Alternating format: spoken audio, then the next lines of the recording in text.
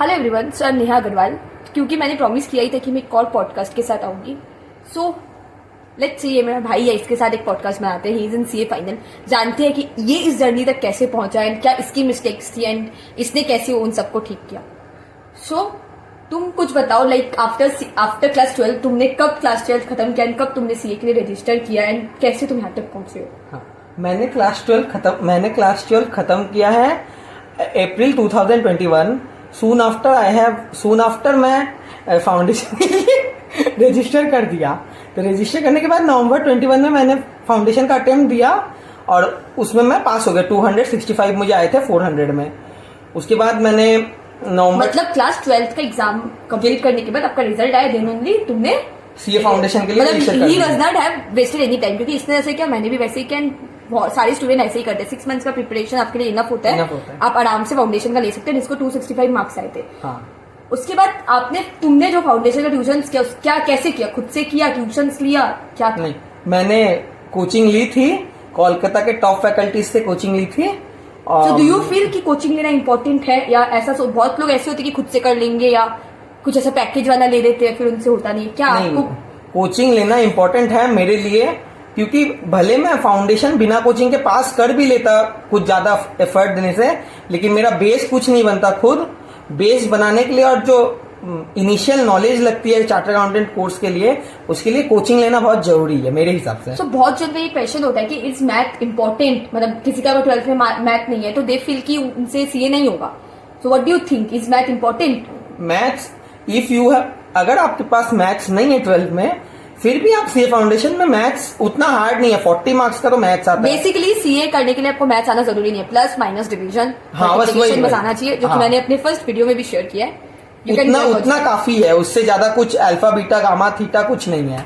So after, तो तुमने 6 months के अंदर एक बार में सीए फाउंडेशन निकल गया था। हाँ। तो फिर क्या एक्सपेक्टेशन है? इंटर में फिर कैसे किया, कब ट्यूशंस लिया, क्या प्लान था करने का? इंटर में मैंने पहले से ही सोच रखा था कि मैं एक ही ग्रुप दूंगा नवंबर 22 में। क्यों, तुम कॉन्फिडेंट नहीं थे कि तुम दोनों ग्रुप दे सकते हो? नहीं, मैं कॉन्फिडेंट मेरे को लगता है नहीं कि वेस्ट ऑफ टाइम है। मेरे को लगता है कि दोनों ग्रुप का एटलीस्ट आप ट्यूशन कंप्लीट कर लो, देन आप बाद में डिसाइड करो कि आप अलग अलग दोगे या साथ में दोगे, क्योंकि ट्यूशन तो पहले कंप्लीट हो जानी चाहिए। अब पहले से, क्योंकि एम्पल टाइम होता है, उसमें भी अगर कोई इंसान पहले ही ग्रुप 1 सोच ले, देख लेते। नहीं, मैंने तो पहले ही ग्रुप 1 सोच लिया था। क्या मेंटालिटी थी उसकी? क्योंकि मुझे नहीं लगा था मैं 8 सब्जेक्ट्स कर पाऊंगा 8 मंथ्स में। ट्यूशंस भी नहीं ना, ट्यूशंस भी नहीं। मुझे लगा था मैं 4 सब्जेक्ट पढ़ूंगा, अच्छे से रिवाइज करूंगा और एग्जाम दे दूंगा, पास भी हो जाऊंगा। हुआ था? हाँ, हुआ था ना। एक ग्रुप हो गया था। तो तुमको क्या पास होने के बाद जब तुम उसका एग्जाम कितना? नहीं, तो मैंने तो फाउंडेशन के रिजल्ट के 2-3 महीने तक कुछ पढ़ाई भी नहीं की थी।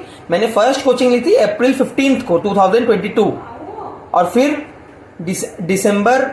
नवंबर 21 को मैंने ग्रुप 1 दिया और मैं पास हो गया। 222 आउट ऑफ 400 आए थे।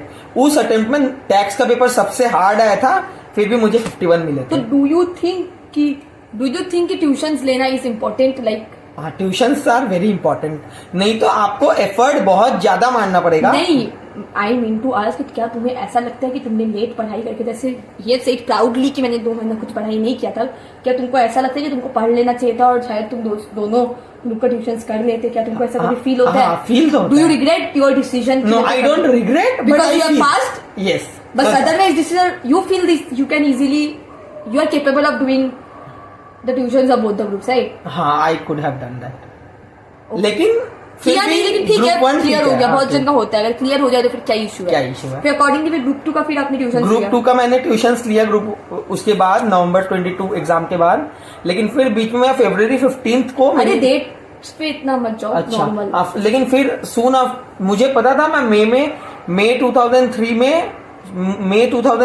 में मैं एग्जाम्स नहीं दे पाऊंगा ग्रुप 2 के। क्यों? क्योंकि मेरे दीदी की शादी थी फरवरी 15 को और गेस्ट आने चालू हो गए थे जनवरी से। तो घर में डेट मत बोलो इतना। अच्छा, जो भी हो, तो घर में गेस्ट आने चालू हो गए थे, तो मुझे पता था मैं नहीं दे पाऊंगा। मतलब बेसिकली इसलिए कोई पढ़ाई नहीं किया था और पता था दीदी की शादी होने वाली थी। This is a good escape.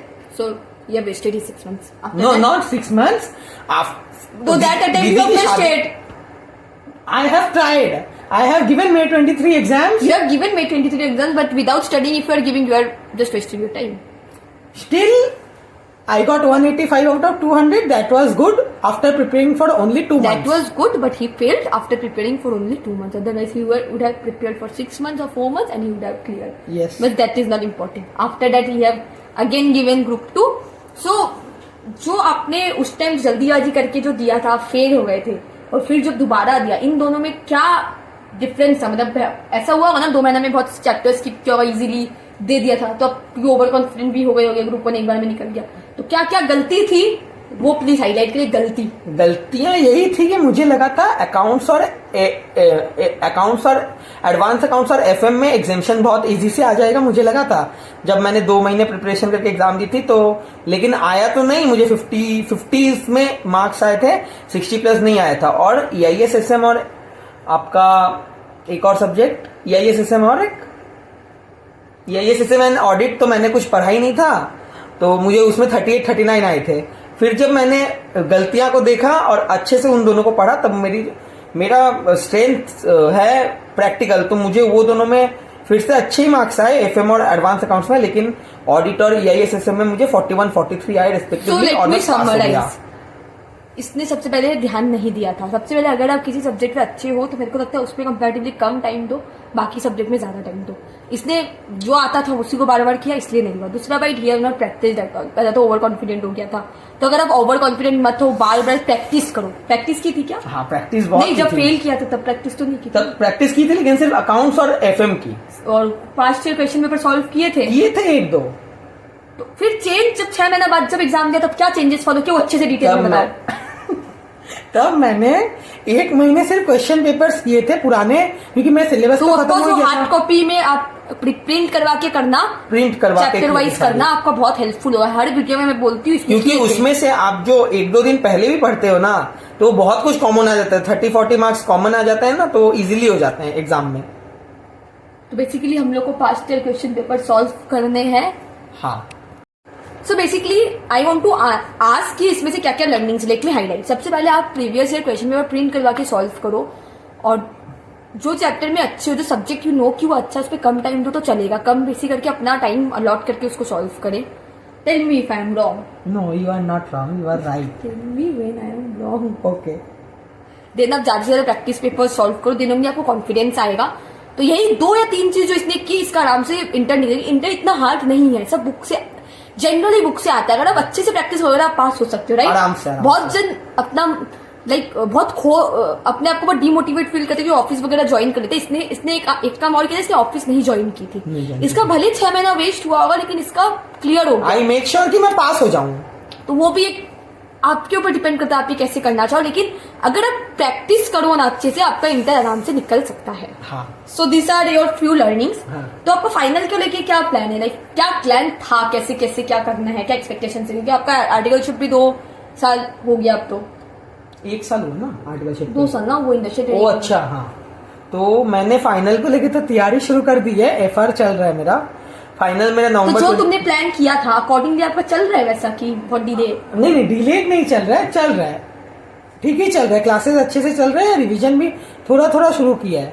ये विथ टाइमली खत्म आराम से हो जाएगा। ये बस वही है, अगर दोबारा धीरे धीरे ऐसे करते रहने से वही जो 6 महीना वेस्ट हुआ था सेम ही चीज है। नहीं, और ये अगर अभी अच्छे से हो जाएगा, अगर कभी हो तो वीडियो देख लेना अच्छे से। अगर अभी नॉर्मली ले लेंगे तो शायद एक बार में क्लियर हो जाएगा। एक बार में क्लियर हो जाएगा। अच्छे से पढ़ूंगा मैं तो। ठीक है। योर एक्सपेक्टेशंस क्या है? तुम एक्सपेक्टेशंस तो यही है, मैं दोनों ग्रुप एक साथ दूंगा और बढ़िया मार्क्स से पास होऊंगा।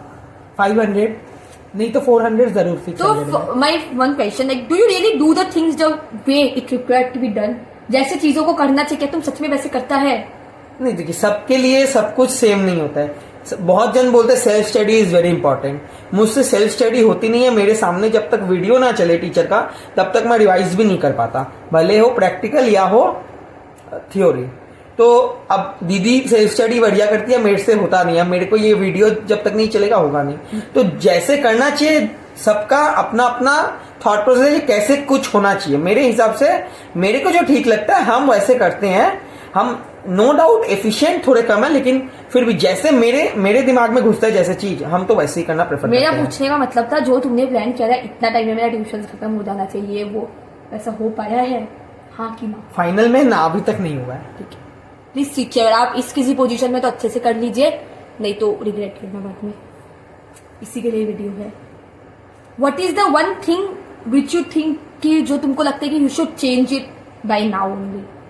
आप मुझे जो रेगुलर क्लासेस करनी चाहिए वो तो करनी चाहिए, प्लस थोड़े थोड़े जो पुराने कॉन्सेप्ट भी रिवाइज करनी चाहिए, प्लस मुझे पंचुअल और एफिशिएंट होना बहुत जरूरी है। मैं बहुत मतलब एकदम भी पंचुअल नहीं हूँ और एफिशिएंट भी थोड़ा कम हूँ। उसमें अगर मैं ध्यान दूँ तो मेरे अच्छे से प्लीज काम गिव होगा। यू लाइक कुछ लर्निंग्स जो तुम क्या बोलते उसको, suggestions what others my viewers should do and you will also try to do that one or two lines only. सबसे पहले तो आपको क्लासेस बहुत अच्छे से करनी है, क्योंकि क्लासेस आप जितने अच्छे से करेंगे उतना ही टाइम आपको रिवीजन में समझना नहीं पड़ेगा। रिवीजन में आपको बस सॉल्व करना, प्रैक्टिस करना, उस टाइम आपको समझना नहीं पड़ेगा। अगर आप अभी क्लासेस में अच्छे से समझ जाए और क्लासेस सिर्फ कंप्लीट करने के रेस में अगर चले जाएंगे तो आपका कुछ नहीं होगा। सिर्फ क्लासेस खत्म करके भी कुछ नहीं होगा। समझना भी बहुत इंपॉर्टेंट है। पार्ट ऑफ एडवाइस जो इसको भी डेली सुननी चाहिए। तेरे को भी? हाँ, ये पॉडकास्ट भी मैं डेली सुनूंगा। एंड द फैक्ट इज तुम अभी he is doing articleship from a small size firm, तो पढ़ाई का उतना कोई काम का है नहीं, अपना पढ़ाई पे ज्यादा फोकस हो रहा है। आई थिंक कि क्लासेस खत्म करके इंडस्ट्रियल में जाना चाहिए। लेट्स सी क्लासेस कब तक खत्म होता है, क्या गया होता है, अदरवाइज यही रेस चलेगी। So thank you for being a part of my podcast. Welcome and thanks to you too. Thank you for watching. Please follow and subscribe and like.